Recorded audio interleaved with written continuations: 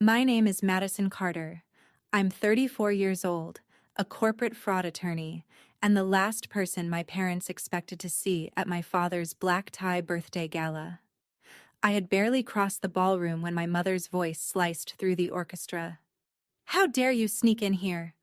She marched toward me, raised her jeweled hand, and slapped me in front of nearly 200 guests.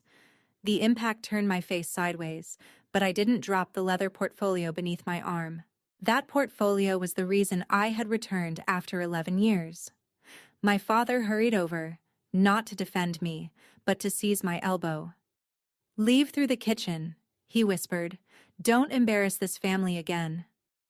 My younger sister stood behind him wearing the diamond necklace that had once belonged to my grandmother, smiling as security closed in around me. They thought I had come begging for forgiveness. They thought I was still the frightened 23-year-old they had disowned for refusing to abandon my unborn daughter. They had no idea that for 6 months I had been investigating the charity foundation hosting their gala. They didn't know the documents in my hands could expose stolen donations, forged contracts, and the lie that had built my sister's career. Most importantly, they didn't know the guest seated beside the stage had already reviewed every page. One guard reached for my arm. Before he could touch me, a chair scraped across the marble floor. Governor Thomas Reynolds stood up, buttoned his jacket, and stared directly at my father. "Do you know who she is?" he asked. The room went silent. My mother's expression changed first. My father looked at the portfolio beneath my arm, and for the first time that night, I saw fear replace contempt. "Before I tell you what happened after that, tell me where you are and what the weather is like, where you are. I just want to know how far my story can travel." 11 years earlier, my parents had treated my pregnancy as a public relations emergency. My father, Richard Carter, was expanding Carter Meridian Holdings into political consulting and luxury development. My mother, Laura, chaired several charities and built her identity around being admired by people whose names appeared on hospital wings. An unmarried pregnant daughter did not fit the family portrait they sold to donors and investors. They never asked whether I was frightened or whether the baby's father had disappeared after learning I was pregnant. Instead, they brought me into my father's study and placed 3 documents on the desk: an appointment at a private clinic, a non-disclosure agreement, and a one-way ticket to Europe. My mother told me I could return when the problem had been handled. I refused. My father removed me from the family trust before sunrise. My sister Jessica watched from the doorway and later told our relatives that I had stolen money and run away. That lie allowed my parents to explain my disappearance without admitting they had abandoned their pregnant daughter. I slept in a friend's laundry room, worked evenings at a legal records company, and attended community college classes while carrying Maya. I eventually earned scholarships, transferred to law school, and built a career investigating financial crimes committed behind polished reputations. My family never contacted me, but they used my absence whenever it benefited them. Jessica told interviewers she had taken over the family foundation after her unstable older sister caused a scandal. My mother gave speeches about protecting vulnerable young women while refusing every letter I sent containing photographs of her granddaughter. My father allowed newspapers to describe him as a grieving parent whose eldest child had vanished because of addiction. None of it was true. For years, I considered correcting the record, but survival demanded more energy than revenge. Then, 6 months before the gala, a whistleblower entered my office carrying a box of donor statements from the Carter Family Renewal Foundation. Her name was Evelyn Brooks, the foundation's former finance director. She said millions of dollars intended for housing programs had been transferred into consulting companies controlled by Jessica and several of my father's associates. She had reported the discrepancies internally. 2 days later, Jessica accused her of theft and had her fired. Evelyn believed my family planned to destroy the remaining records during the foundation's annual gala, which also happened to celebrate my father's 65th birthday. I initially refused the case because of the conflict. Then Evelyn handed me a copy of an authorization form bearing my signature. According to the document, I had approved a transfer of $1.8 million from a youth housing fund 11 years earlier, the same week my parents threw me out. My family had not merely erased me, they had kept my name alive as a financial scapegoat. The forged authorization made it appear that I had stolen charity money before disappearing. That was why they had spread the addiction story. It was not shame that had driven them to exile me. It was preparation. If investigators ever discovered the missing funds, the disgraced daughter would take the blame. I stared at the signature long enough to recognize Jessica's habit of curling the final letter in my name. She had practiced signing for me when we were teenagers. Suddenly, every article, every rumor, and every unanswered letter became part of the same design. Have you ever wondered how much cruelty a family can hide beneath the phrase, "We only wanted what was best for you"? I accepted Evelyn's case, disclosed my connection to the authorities, and began building a timeline. I did not plan to storm into the gala and scream accusations. I planned to let my parents create the perfect audience for their own destruction. Governor Thomas Reynolds was not a heroic stranger who happened to notice me being humiliated. 3 years earlier, I had represented a state procurement officer who uncovered a bid-rigging scheme involving one of the governor's largest political donors. My work recovered public funds, exposed a network of fraudulent contractors, and helped establish an independent financial integrity task force. Reynolds and I were not friends. We had never shared private dinners or exchanged holiday cards. But he knew my reputation, understood how carefully I handled evidence, and trusted that I would never bring him an accusation I could not support. When Evelyn brought me the foundation records, I did not call the press or threaten my parents. I disclosed my connection to the case, handed the verified documents to the task force, and stepped back, while forensic accountants traced the money.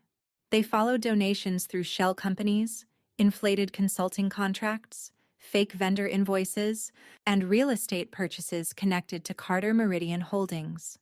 What they found was larger than even Evelyn had suspected. The missing $1.8 million bearing my forged signature was only the foundation stone of the fraud.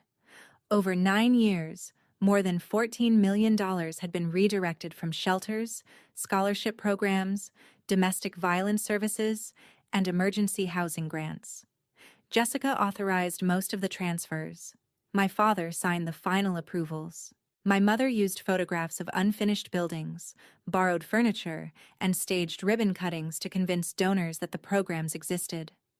Whenever local organizations asked where the money had gone, she blamed permit delays, staffing shortages, or government bureaucracy. The governor agreed to attend the gala because the foundation had invited him months earlier to announce a major state partnership. After reviewing the preliminary findings, he canceled the partnership privately, but kept his name on the guest list. His presence was strategic. My parents could dismiss me as bitter, unstable, or jealous. They could not so easily dismiss the governor, state investigators, donor representatives, and authenticated financial records standing in the same room. When he rose and asked, "Do you know who she is?" He was not rescuing me. He was opening the door I had spent 6 months positioning him beside.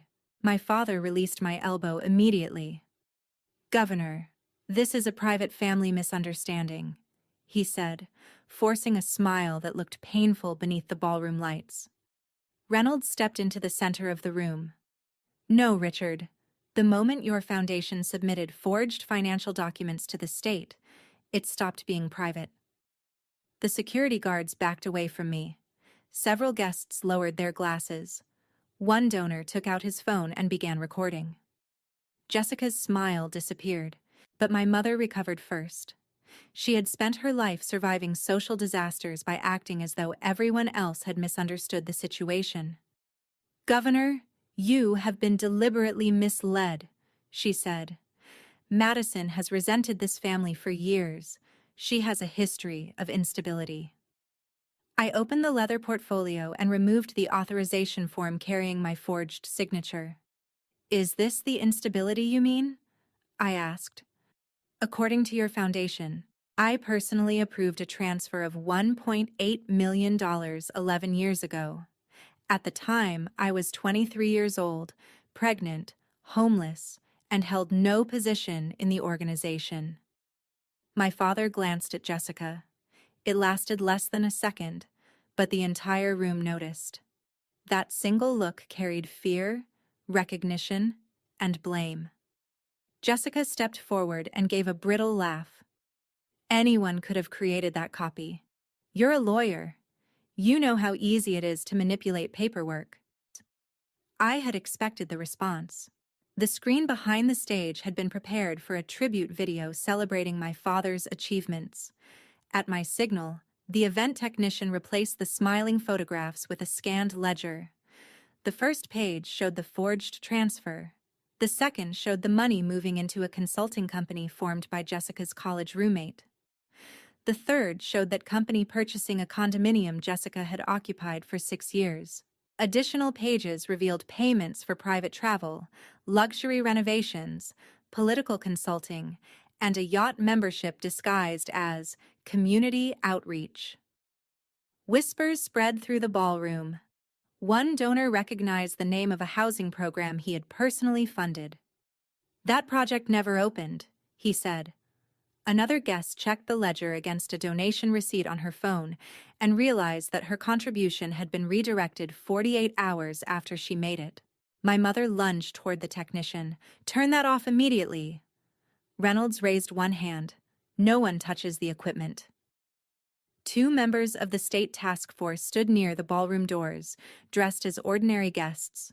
They did not arrest anyone.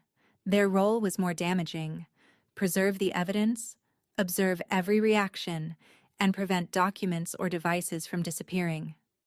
My father understood immediately. Madison, he said softly, abandoning the command he had used moments earlier. Whatever you believe happened, we can discuss it privately as a family. I looked at the man who had erased me, forged my name, and allowed the world to believe I was an addict and a thief. You had 11 years to speak to me as family, I replied. Tonight, you can speak to me as counsel for the whistleblower you tried to frame. Jessica tried to regain control by turning the accusation back on me. Tell them why you really left, she shouted. Tell them you became pregnant, rejected every chance we gave you, and disappeared because you couldn't handle responsibility. She expected my pregnancy to humiliate me. For years, my family had treated it like a stain that could be exposed whenever I became inconvenient. Instead, it gave me the opening I had waited for. I did not refuse help, I said. I refused an abortion arranged to protect the Carter family brand. The room became so quiet that I could hear the hum of the refrigeration unit behind the bar. My mother's face hardened instantly. That is a disgusting distortion, she said. We tried to protect your future. I removed another set of documents from the portfolio. The first was the confirmation for an appointment at a private clinic, signed by my mother. The second was a non-disclosure agreement drafted by my father's attorney. It required me never to discuss the pregnancy, the clinic, my removal from the trust, or any financial activity involving the Carter Family Renewal Foundation. The final clause stated that violating those terms would permanently eliminate any claim I or my child might have to family assets. You tied my daughter's life to my silence, I said. When I refused, you cut me off before sunrise and used my name on a fraudulent transfer. My father's longtime attorney stared at the agreement, then slowly moved several steps away from him. Jessica insisted she knew nothing about the clinic or the forged authorization, so I displayed an email recovered from an archived foundation server. In it, she told my father that blaming the missing funds on me would be believable because I was already leaving in disgrace. She suggested telling relatives I had developed an addiction because donors and investigators would be less likely to question financial misconduct committed by someone described as unstable. Another email showed her asking whether my signature still existed on old foundation volunteer forms. Jessica turned toward our parents. "You told me those emails had been deleted." The admission escaped before she understood what she had said. Gasps spread through the room. My father closed his eyes. My mother gripped the edge of a table, but there was no sudden illness, no fainting spell, and no convenient medical emergency to shift attention away from the evidence. She remained standing as the reputation she had polished for decades disintegrated in front of the people whose approval mattered most to her. I continued. Photographs appeared on the screen showing the foundation's supposed women's shelter as an empty warehouse owned by a Carter subsidiary. In donor brochures, the building had been digitally altered to include landscaped grounds, furnished bedrooms, therapy offices, and a children's play area. In reality, the windows were boarded and the water had been disconnected for 3 years.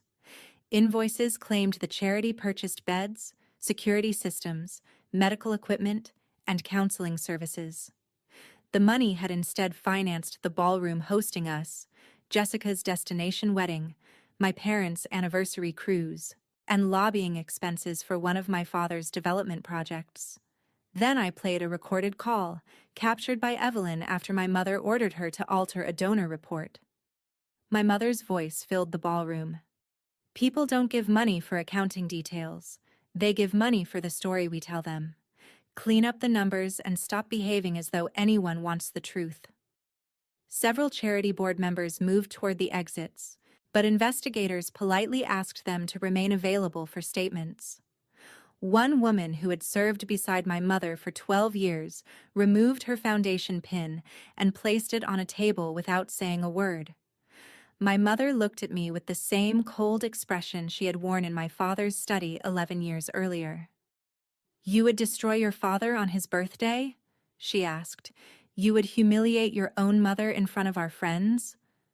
There it was, the family rule beneath every other rule. Their fraud was a private mistake. My resistance was public betrayal. Their cruelty was protection. My truth was revenge. "You chose the location," I replied.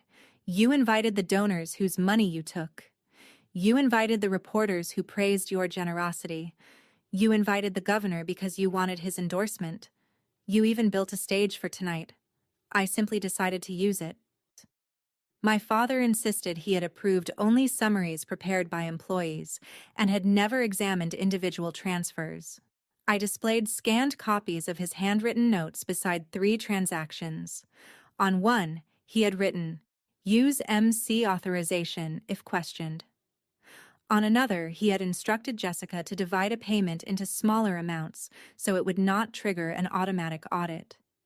The third note directed staff to backdate invoices to the week I was disowned. He had not overlooked the fraud. He had engineered my role in it. For years, I believed he had rejected me because he thought I had embarrassed him. The truth was colder. My disappearance gave him a signature he could exploit, and a daughter no one expected to hear from again. I looked at him and asked the question that had followed me through every night class, every unpaid bill, every fever Maya suffered while I worked beside her bed, and every moment I wondered whether I had somehow deserved their hatred. "When you looked at your pregnant daughter, did you see a child who needed you, or did you see the perfect person to blame?" His mouth opened, but nothing came out. He looked toward my mother, then toward Jessica, searching for someone willing to answer for him. No one did. His silence was the first honest thing he had given me. My mother finally abandoned denial and demanded loyalty.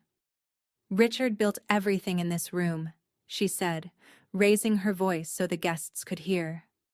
"Whatever accounting mistakes may have occurred, this family has created jobs, funded hospitals, supported schools, and helped thousands of people. You cannot reduce an entire legacy to a few questionable transfers." Evelyn stepped out from among the guests before I could respond. My parents had not known she would attend.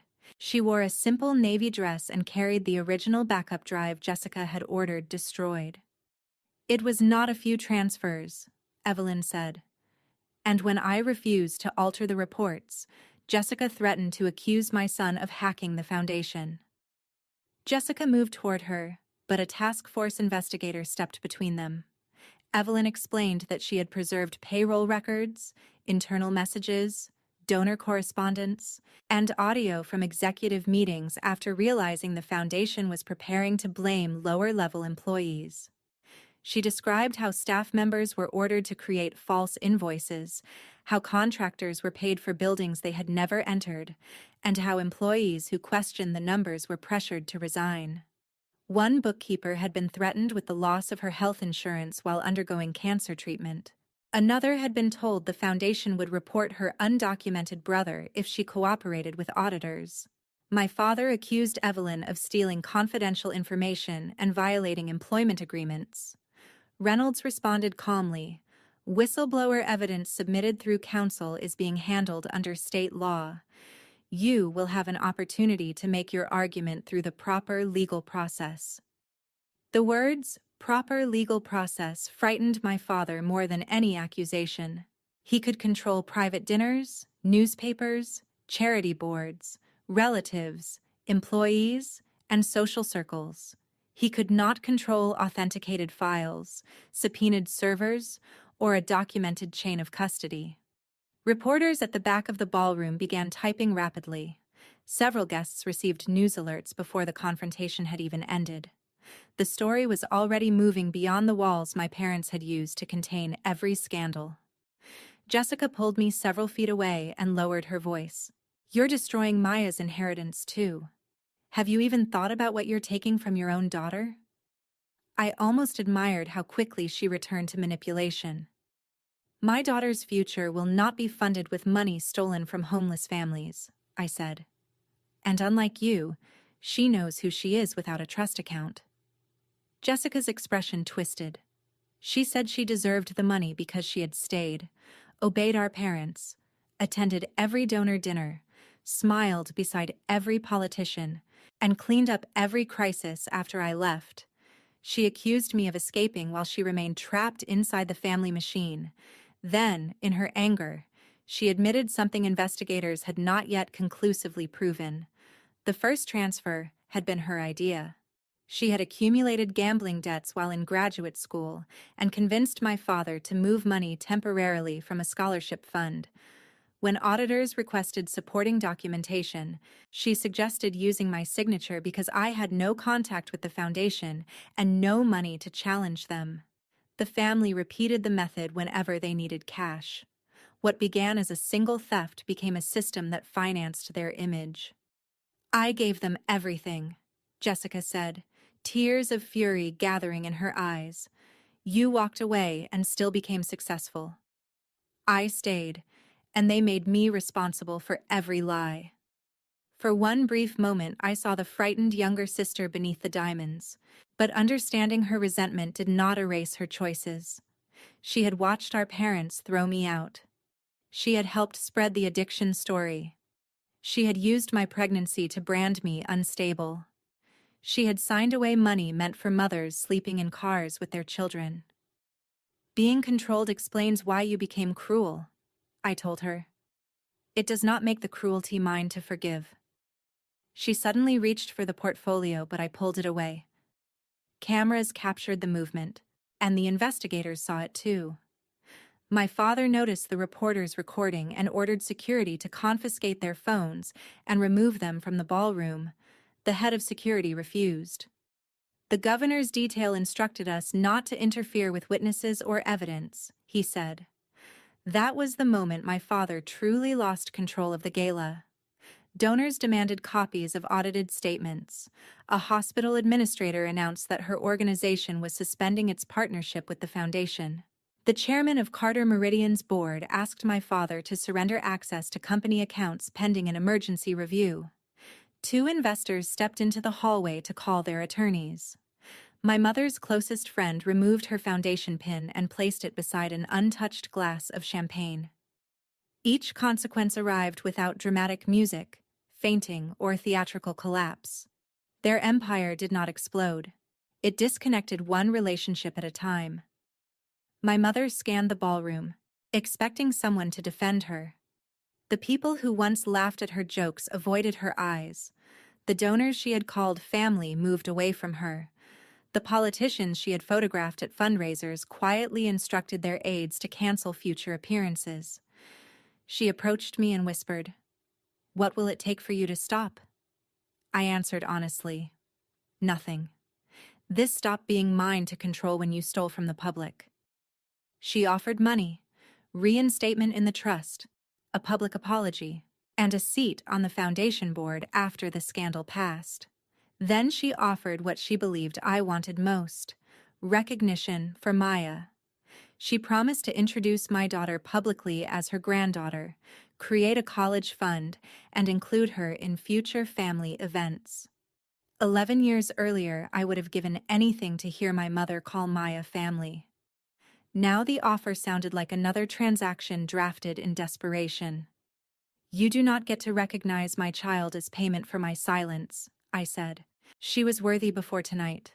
She was worthy when you ignored her birth announcement. She was worthy when you returned every photograph I mailed. She was worthy before you needed me to save your reputation." My mother's face tightened. "Then you really do want to destroy us?" I shook my head. "No. I want you to stop using the word family as a shield against consequences." Behind her, the screen displayed the names of housing programs that had never received the money promised to them. For the first time that evening, my mother turned and looked at the list. Whether she felt guilt, fear, or only the loss of control, I could not tell. But she finally saw the people whose suffering had financed her perfect life. My father made one final attempt to rewrite the story. He walked onto the stage, took the microphone, and announced that he had recently discovered financial irregularities caused by Jessica. He claimed he had invited the governor to help expose them and suggested my arrival had been part of a confidential family intervention. Jessica stared at him in disbelief. My mother whispered his name, warning him to stop, but he continued. "As a father, I failed to see that one of my children was struggling," he told the guests. "I accept responsibility for trusting too easily." It was a polished speech designed to sacrifice Jessica while preserving himself. He had done the same thing to me 11 years earlier.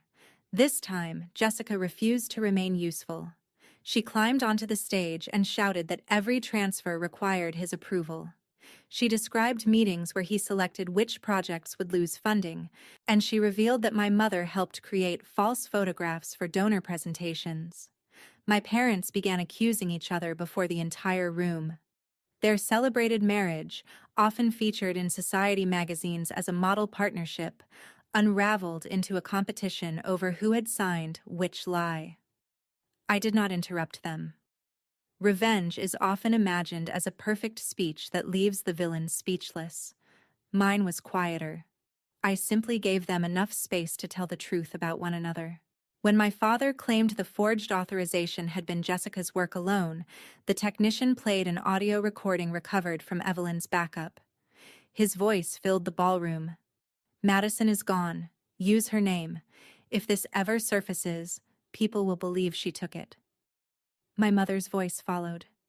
"Make sure the dates match the week she left. It will look like guilt." My father stopped speaking. Jessica lowered the microphone. No explanation could survive his own words. Governor Reynolds then announced that the state had suspended all pending grants involving the Carter Foundation. The Attorney General's Financial Crimes Division had obtained warrants for foundation servers and relevant business accounts. He was careful not to declare anyone guilty, but the consequences were immediate. Carter Meridian's board placed my father on administrative leave. 3 major sponsors withdrew from the foundation's upcoming campaign. The university scheduled to name a leadership center after my mother released a statement pausing the dedication. Jessica's consulting firm lost its largest public contract before midnight because the application had relied on falsified charitable impact data. Their collapse was not based on my accusation. It came from contracts, bylaws, evidence, and decisions made by people who no longer found the Carter name profitable. My mother turned to me with tears in her eyes. "Was this your plan from the beginning?" she asked. "To take everything?" I shook my head. "My plan was to clear my name and protect the people you were still stealing from. Losing everything is the consequence of what you did, not the purpose of what I did." She asked whether I had ever loved them. It was a cruel question because it treated accountability as proof of hatred. "I loved you long after loving you was harmful," I said. That was the problem. My father told me I would regret humiliating him after he died. I reminded him that he had allowed my daughter to grow up believing her grandparents wanted nothing to do with her. "You were willing to let us carry shame for the rest of our lives so you could keep your birthday speeches," I said. "Do you regret that?" He looked past me toward the donors abandoning the ballroom. Even then, he mourned the audience more than the daughter standing before him. Jessica approached me again, no longer defiant. She offered to testify against our parents if I helped her avoid prosecution. I told her that decision belonged to her attorney and the state, not me. She accused me of pretending to be morally superior. "No," I replied. "I'm refusing to become the person who secretly decides which family member should carry everyone else's crimes.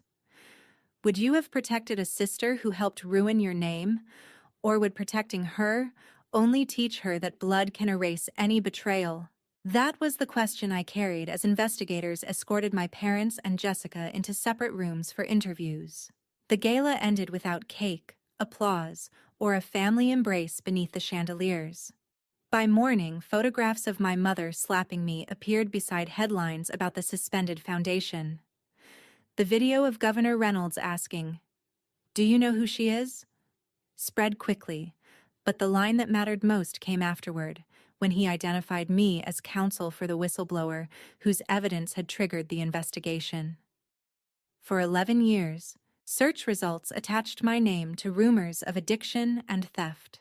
Within days, newspapers corrected the old accounts. Former employees came forward with additional records. Local organizations confirmed that projects promoted by the foundation had never received the money promised to them. 3 months later, my father and Jessica were indicted on charges involving fraud, conspiracy, falsified filings, and obstruction.